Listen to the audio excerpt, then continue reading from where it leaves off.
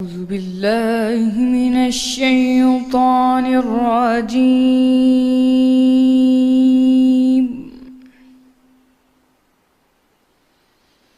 بسم الله الرحمن الرحيم.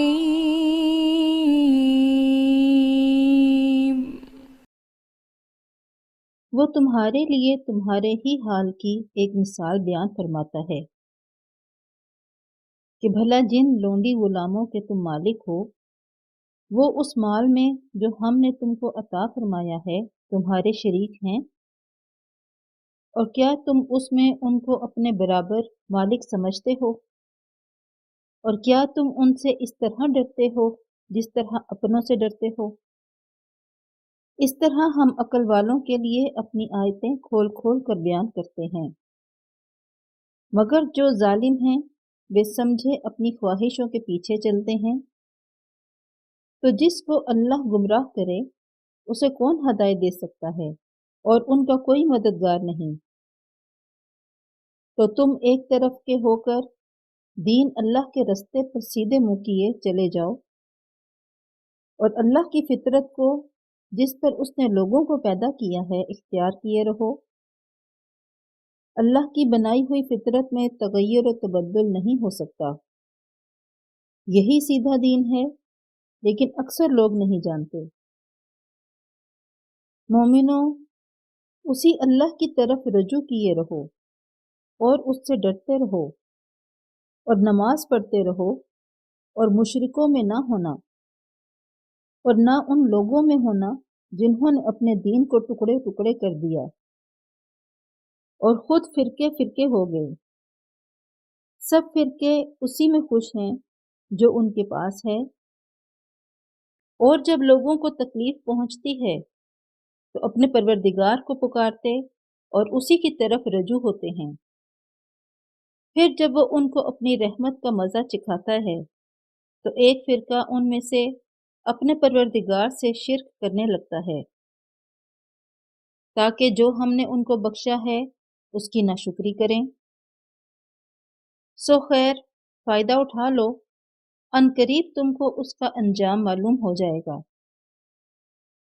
کیا ہم نے ان پر کوئی ایسی دلیل نازل کی ہے کہ ان کو اللہ کے ساتھ شرک کرنا بتاتی ہے؟ اور جب ہم لوگوں کو اپنی رحمت کا مزہ چکھاتے ہیں تو اس سے خوش ہو جاتے ہیں، اور اگر ان کے عملوں کے سبب جو ان کے ہاتھوں نے آگے بھیجے ہیں کوئی گزند یعنی مصیبت یا تکلیف پہنچے تو نا امید ہو کر رہ جاتے ہیں۔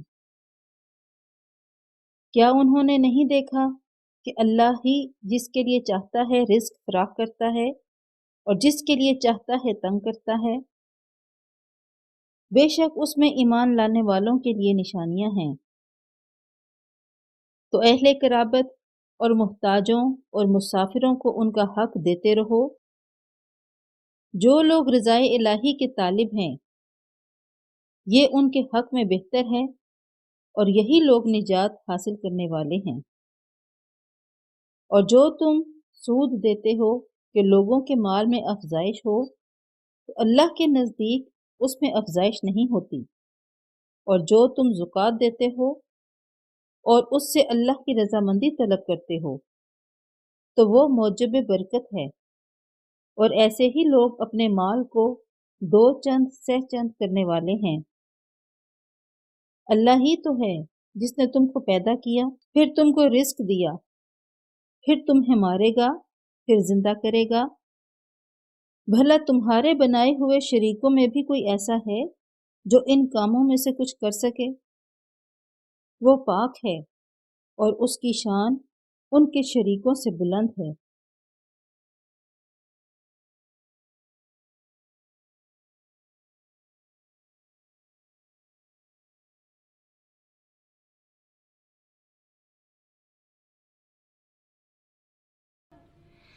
صدق اللہ